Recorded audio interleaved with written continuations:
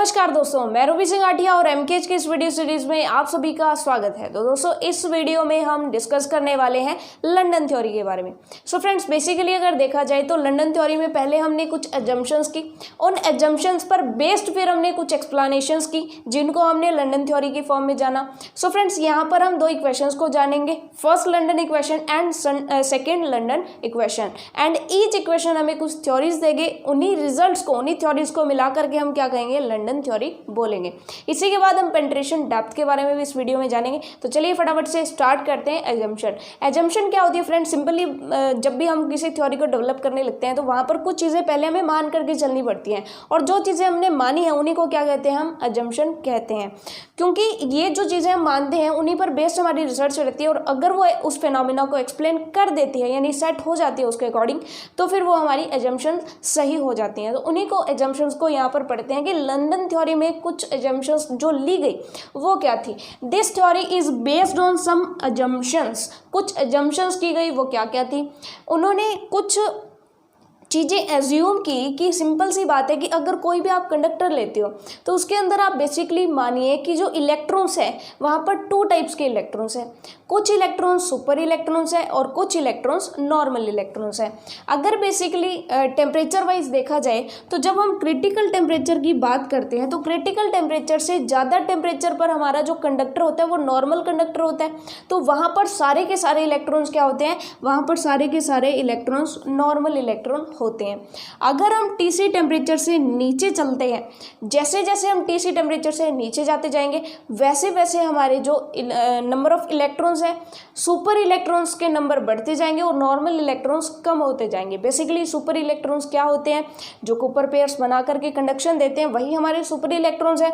तो जैसे जैसे टेम्परेचर कम होता जाएगा नंबर ऑफ सुपर इलेक्ट्रॉन्स बढ़ते जाएंगे और नॉर्मल इलेक्ट्रॉन्स कम होते जाएंगे। तो जैसे ही हम 0 केल्विन टेम्परेचर पर पहुंच जाएंगे तो वहां पर सारे के सारे जो हमारे इलेक्ट्रॉन्स होंगे वो क्या होंगे, सुपर इलेक्ट्रॉन्स होंगे, नॉर्मल इलेक्ट्रॉन्स नहीं होंगे। तो यही थ्योरी, यही एजम्पशंस मान करके चली गई। तो देखिए फटाफट से एजम्पशन हम देख लेते हैं।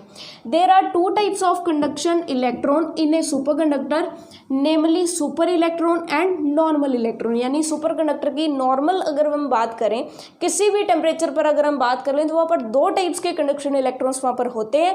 पहले हमारे होते हैं namely super electrons and normal electrons. दो टाइप के इलेक्ट्रॉन्स यहाँ पर हैं। At any temperature, the sum of super electrons and normal electrons is equals to the conduction electron density in the material. यानी किसी भी टेम्परेचर की अगर हम बात करें तो वहाँ पर कितने इलेक्ट्रॉन्स कंडक्ट हो रहे हैं या कितने इलेक्ट्रॉन्स कंडक्शन में हिस्सा ले रहे हैं, वो क्या होगा, सुपर इलेक्ट्रॉन्स, मतलब जितने भी सुपर इलेक्ट्रॉन्स हैं उनका सम प्लस जितने भी नॉर्मल इलेक्ट्रॉन्स हैं उनका जो सम होगा वही हमारा क्या होगा, वहाँ पर टोटल कंडक्शन इलेक्ट्रॉन डेंसिटी वहाँ पर मटेरियल में होगा। ये चीज़ हमें क्लियर हो गई। बट फ्रेंड्स, नॉर्मल इलेक्ट्रॉन्स पर तो रेजिस्टिविटी का फैक्टर वर्क करेगा क्योंकि वहाँ पर तो वो इलेक्ट्रॉन्स तो स्कैटरिंग में हिस्सा लेंगे, बट जो हमारे सुपर इलेक्ट्रॉन्स है वो स्कैटरिंग में हिस्सा नहीं लेंगे। वो उन पर अगर कोई इलेक्ट्रिक फील्ड लगाया है दैट मीन्स वो एक्सेलरेटेड होते रहेंगे। अब यहाँ पर है कि अगर कूपर पेयर्स बनाने वाले इलेक्ट्रॉन्स यानी सुपर इलेक्ट्रॉन्स स्कैटरिंग में हिस्सा क्यों नहीं लेते, यानी वो स्कैटर्ड क्यों नहीं होते, तो ये बेसिकली हम पढ़ भी चुके हैं हमारी प्रीवियस वीडियोज़ में। अगर आपको अच्छे से समझना है तो आप हमारी प्लेलिस्ट में जाकर के कूपर पेयर्स वाली जो वीडियोस हैं उनको आप अच्छे से देख सकते हो। लेकिन हम यहाँ पर थोड़ा सा देख भी लेते हैं कि सिंपली इसमें क्या होता है कि सुपर इलेक्ट्रॉन्स तो चलते हैं जी पेयर की फॉर्म में, यानी ये वाला ए और ये वाला बी। मान लीजिए कि दो सुपर इलेक्ट्रॉन्स ने कूपर पेयर बनाया हुआ है, और नॉर्मल अगर इलेक्ट्रॉन्स की बात करें तो नॉर्मल इलेक्ट्रॉन्स तो अकेले अकेले होते हैं। अगर इनके साथ फोनॉन टकराता है, अगर इन दोनों इलेक्ट्रॉन्स के साथ फोनॉन टकराएगा तो ये स्कैटर्ड हो जाएंगे। सिंपल सी बात की एनर्जी मिलेगी, एनर्जी मिलेगी तो ये अपने पाथ से भटक जाएंगे। चलिए ये चीज़ हमें क्लियर हो गई। लेकिन अगर हम कूपर पेयर्स की बात करें यानी सुपर इलेक्ट्रॉन्स की बात करें तो वहाँ पर फोनॉन के पास इतनी एनर्जी होनी चाहिए उसको स्कैटर करने के लिए मान लीजिए कि बी पर कोई फोनोन जो है वो स्ट्राइक कर रहा है, यहाँ पर आकर के कोई फोनोन टकरा रहा है, तो यहाँ पर फोनोन के पास इतनी एनर्जी होनी चाहिए कि पहली चीज़ तो कि वो बी और ए के बीच का जो पेयर बना हुआ उसको तोड़ दे, और दूसरा बी को स्कैटर कर दे। तो इतनी एनर्जी होती नहीं, क्योंकि हमें पता है कि ट्रांजिशन टेम्परेचर से नीचे ही कूपर पेयर बनते हैं, और ट्रांजिशन टेम्परेचर से नीचे टेम्परेचर पर इतनी एनर्जी उसके पास होगी नहीं कि वो कूपर पेयर तोड़ दे। इसका मतलब इनका जब पेयर नहीं टूटेगा तो ए बी को पकड़े रखेगा और बी ए को पकड़े रखेगा, मतलब ना तो बी की स्कैटरिंग होगी ना ए की स्कैटरिंग होगी। ये चीज़ हमें यहाँ पर क्लियर हो गई।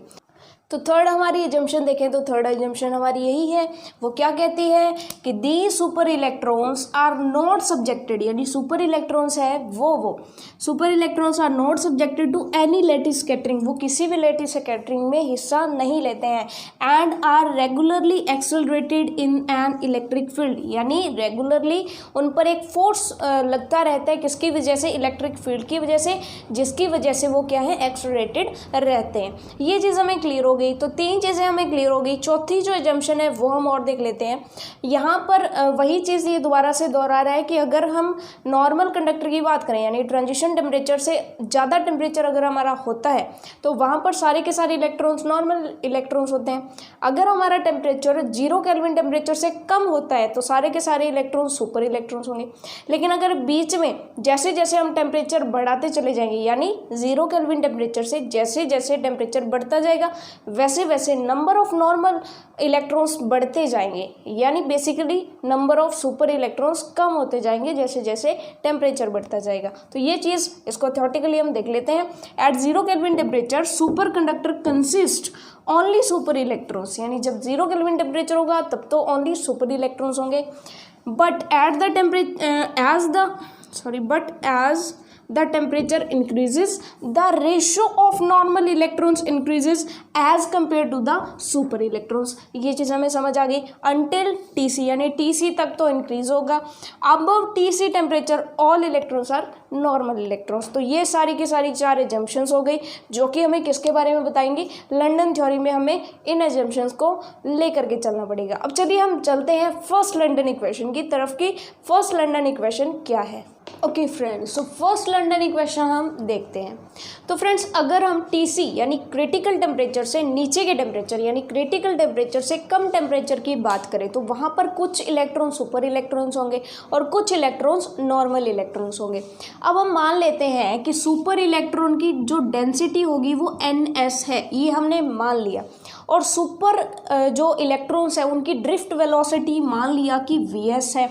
अब इलेक्ट्रॉन का चार्ज तो हमें पता है कि -e ही रहेगा, तो वहाँ पर अगर हम ये मान लें कि क्योंकि Ns आपको पता है, Ns क्या है, सुपर इलेक्ट्रॉन्स की डेंसिटी, यानी यूनिट वॉल्यूम में कितने सुपर इलेक्ट्रॉन्स हैं, ये क्या होगा, Ns, यानी Ns क्या है, डेंसिटी ऑफ सुपर इलेक्ट्रॉन्स।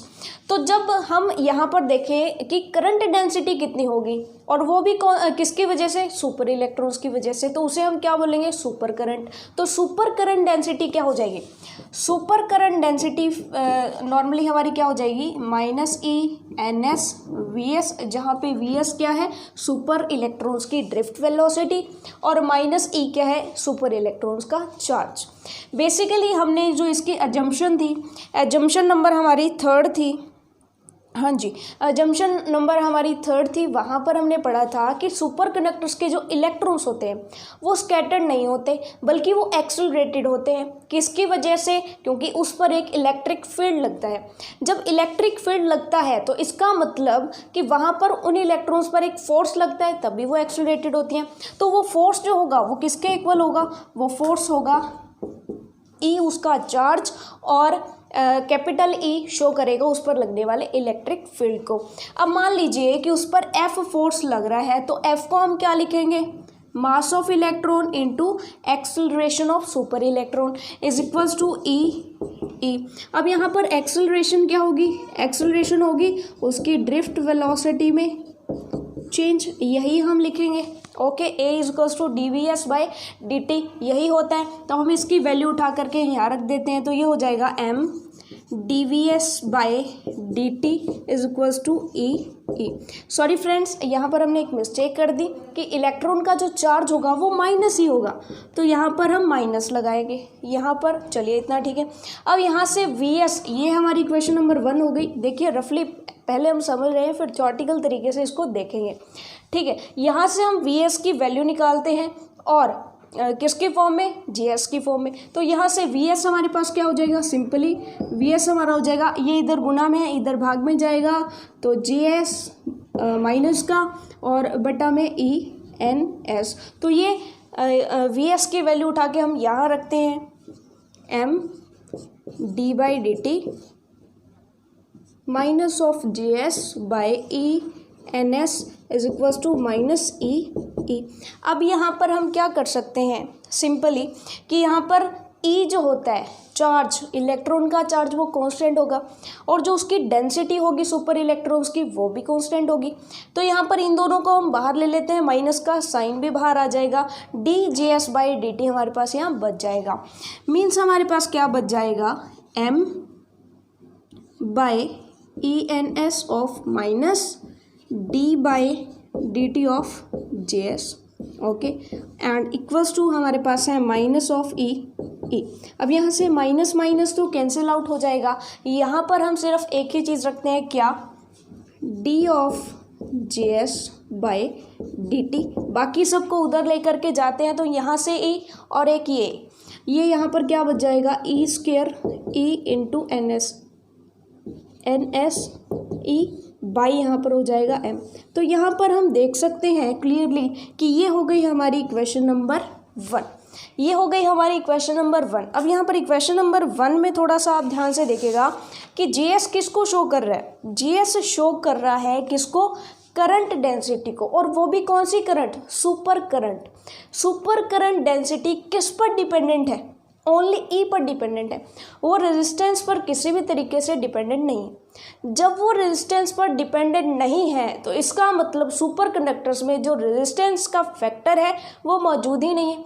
यही हमारी लंदन थ्योरी है, यही हमारे सुपर कंडक्टर्स का कंसेप्ट है। तो हमारी जो लंदन इक्वेशन है, फर्स्ट लंदन इक्वेशन, वो सुपर कंडक्टिविटी की इस थ्योरी को सेटिस्फाई करती है या इस थ्योरी को एक्सप्लेन करती है कि सुपर कंडक्टर्स के अंदर रेजिस्टेंस मौजूद नहीं होता। क्योंकि हम यहाँ पर साफ देख सकते हैं कि जो ये करंट डेंसिटी है वो केवल और केवल किस पर डिपेंड कर रही है, इलेक्ट्रिक फील्ड पर डिपेंड कर रही है।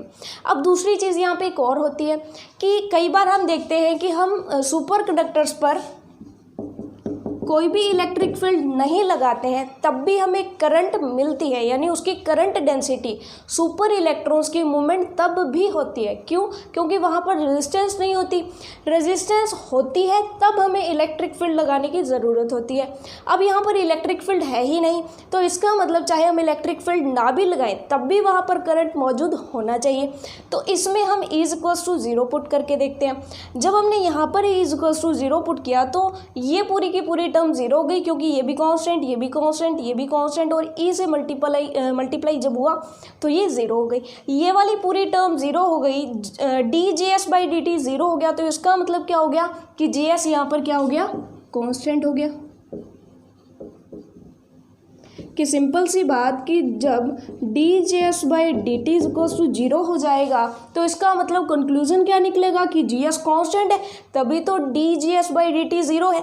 इसका मतलब क्या हुआ कि ये फिक्स हो गया कि जब हम E=0 रखते हैं, यानी अगर हम उस पर अप्लाइड इलेक्ट्रिक फील्ड, जो उसके अंदर इलेक्ट्रिक फील्ड लग रहा है उस इलेक्ट्रॉन पर, वो अगर 0 होगा तब भी वहाँ पर करंट डेंसिटी जो होगी वो कांस्टेंट होगी, यानी वहाँ पर कुछ ना कुछ करंट डेंसिटी होगी। और ऐसा ही हमने सुपर कंडक्टर्स में देखा है।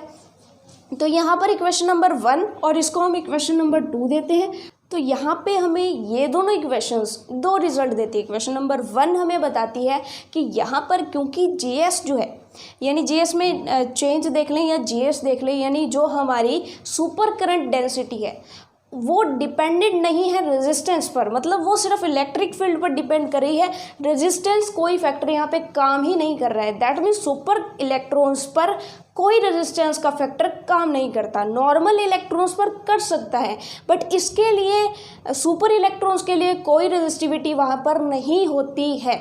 ओके, ये चीज़ हमें क्लियर हो गई। सेकेंड इक्वेशन हमारी कहती है कि सुपर कंडक्टर्स के अंदर कभी कभी ऐसा भी होता है, मेनली तो हम यही पढ़ते हैं कि उसके अंदर होता ही ऐसे है कि कभी जब भी हम इलेक्ट्रिक फील्ड ना लगाए उस पर तो भी हमें करंट मिलता है। तो यहाँ पर हम देख सकते हैं कि जब हम E की वैल्यू 0 रखें तब भी हमारा JS कांस्टेंट आएगा।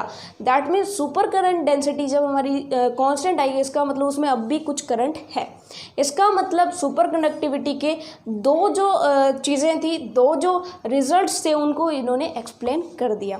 अब हम इसको थ्योरेटिकल तरीके से देख लेते हैं कि एग्जाम पॉइंट ऑफ व्यू से जब भी आपसे पूछा जाए कि फर्स्ट लंडन इक्वेशन को डिराइव कीजिए या उसके रिजल्ट्स को बताइए या लंडन थ्योरी को बताइए, तब आप इसको थ्योरेटिकल तरीके से कैसे लिख के बताएंगे। चलिए फ्रेंड्स, फर्स्ट लंडन इक्वेशन को हम थ्योरेटिकली देख लेते हैं कि वहाँ पर एग्जाम में हमें क्या लिखना होता है। Let NS be the super electron density at temperature less than TC, the super current density will be, यानी सुपर करंट जो कि सुपर इलेक्ट्रॉन्स की वजह से होगी, वो सुपर करंट डेंसिटी जो है JS, उसकी वैल्यू हमारे पास क्या होगी, -E जो कि चार्ज ऑफ इलेक्ट्रॉन है, किसका, सुपर इलेक्ट्रॉन्स का चार्ज, बेसिकली नॉर्मल इलेक्ट्रॉन है या सुपर इलेक्ट्रॉन है तो उसका चार्ज जो है -E ही रहेगा। NS जो है वो हमारी क्या है, सुपर इलेक्ट्रॉन डेंसिटी है, हमने यहाँ पर शो कर दिया है। VS क्या है, where VS is the drift velocity of super electrons, ये चीज़ हमें क्लियर हो गई। Super electrons, okay. Superconductors are not subjected to any lattice scattering, they are continuously accelerated by electric field with the force on super electrons being -E।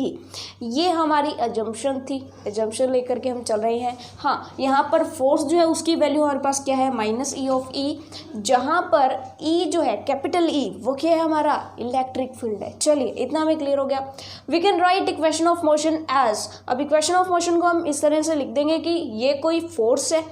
चलिए, ये चीज़ हमें समझ आ गई। अब फोर्स क्या होगा, ma, जहाँ पर a क्या होगा, dvs/dt, और vs क्या है, drift velocity of super electrons. इतनी चीज़ हमें यहाँ तक क्लियर हो जाती है। फिर हम इक्वेशन नंबर 1 से vs की वैल्यू निकालते हैं कि इन सभी को इधर रिप्लेस कर देते हैं। यहाँ पर हमारे पास vs की वैल्यू जो आती है उसको हम पुट कर देते हैं यूजिंग इक्वेशन नंबर 1, बाकी सेम का सेम, ठीक है। सिर्फ vs की वैल्यू वहाँ से उठाई और यहाँ पर पुट कर दी। उसके बाद हम क्या करते हैं, माइनस को बाहर ले लेते हैं, ये भी कॉन्स्टेंट्स है, ये भी बाहर आ जाएंगे, तो यहाँ पर अंदर हमारे पास क्या बचेगा, dJs/dt। जो चीज़ें हमने बाहर ली उनको उधर ले जाते हैं, तो यहाँ पर नीचे जो है डिनोमिनेटर में NS और E आना था वो न्यूमिनेटर में हो गया, ओके। और यहाँ पर M है जो वो न्यूमिनेटर में है, वहाँ डिनोमिनेटर में आ गया। चलिए, dJs/dt इक्वल्स टू दिस आ गया। अब यहाँ पर इसको इक्वेशन नंबर 2 हम देते हैं। अब एक बार आगे चलने से पहले इक्वेशन नंबर 2 हमें क्या बताती है, the equation number 2 is known as first London equation. यही हमारी फर्स्ट लंडन इक्वेशन है जो कि हमें क्या डिस्क्राइब करती है, विच describe the absence of resistance. मतलब यहाँ पर हमारी जो सुपर करंट डेंसिटी है वो केवल और केवल इलेक्ट्रिक फील्ड पर डिपेंड कर रही है, वहाँ पर रेजिस्टेंस जैसा कोई फैक्टर ही नहीं अफेक्ट कर रहा उसे। बाकी हम देखते हैं जब भी नॉर्मल कंडक्टर्स की जब भी हम बात करते हैं तो वहाँ पर करंट डेंसिटी जो होती है वो रेजिस्टेंस पर डिपेंड करती है, रेजिस्टिविटी पर डिपेंड करती है, बट यहाँ पर रेजिस्टिविटी का कोई फैक्टर काम नहीं कर रहा है। इसका मतलब सुपर इलेक्ट्रॉन्स में कोई रेजिस्टेंस नहीं होता, सुपर कंडक्टर्स में कोई रेजिस्टेंस नहीं होता। चलिए, पहली चीज़। दूसरी चीज़ की if E is equals to 0 then JS is equals to constant, क्योंकि यहाँ पर अगर E 0 हो जाता है तो dJs/dt जो है हमारा 0 हो जाएगा। दैट मीन्स JS जो है हमारा क्या हो जाएगा, कॉन्स्टेंट हो जाएगा। तो ये हमारी इक्वेशन नंबर 3 हो गई।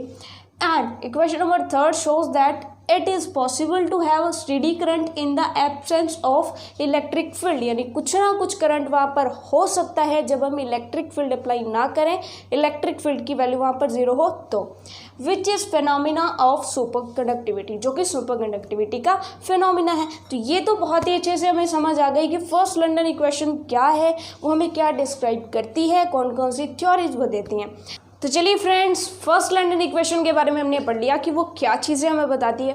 सेकंड लंडन इक्वेशन को हम पढ़ेंगे नेक्स्ट वीडियो में, और इसी के साथ पेनिट्रेशन डेप्थ के बारे में भी हम वहाँ पर जानेंगे कि लंडन पेनिट्रेशन डेप्थ या पेनिट्रेशन डेप्थ की सिंपल अगर हम बात करें तो वो क्या चीज़ होती है, और उसका जो एक्सप्रेशन है उसे भी हम ड्राइव करेंगे।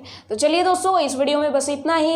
होपफुली ये वीडियो आपके लिए हेल्पफुल रही होगी। अगर आपको ये वीडियोस पसंद आती हैं तो लाइक करिएगा, शेयर करिएगा अपने फ्रेंड्स के साथ। इसी के साथ साथ चैनल को सब्सक्राइब ज़रूर करिएगा, बेल आइकन को दबा दीजिएगा ताकि हमारी जो नेक्स्ट वीडियोस अपकमिंग वीडियोस है उनके नोटिफिकेशंस आपको मिलते रहें। इसी के साथ all the best for your self studies.